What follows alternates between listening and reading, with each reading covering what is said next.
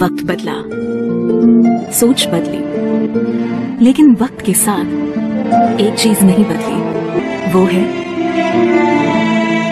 एक अटूट विश्वास खूबसूरती का, एक अनमोल रिश्ता खूबसूरती का।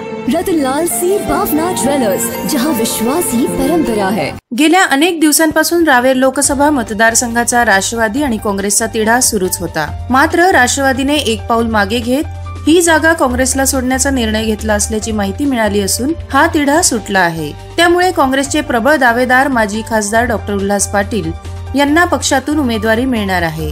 रावेर लोकसभा मतदारसंघाची गतवेळेस राष्ट्रवादीकडे जागा होती, मात्र यंदा राष्ट्रवादीकडे भाजप विरुद्ध सक्षम उमेदवार नसल्याने आणि राष्ट्रवादीला या मतदारसंघात फारशी अनुकूल परिस्थिती नसल्याने काँग्रेसला ही जागा मिळावी असा कार्यकर्त्यांचा आग्रह असल्याने त्यांनी टोकाची भूमिका घेत राष्ट्रवादीच्या उमेदवाराचा प्रचार करणार नाही अशी भूमिका घेतली होती। मात्र आता ही जागा काँग्रेसला सुटल्याने कार्यकर्त्यांमध्ये उत्साह संचारला आहे। जळगावहून धर्मेंद्र सोबत नीता, इंडिया आप तक न्यूज मराठी।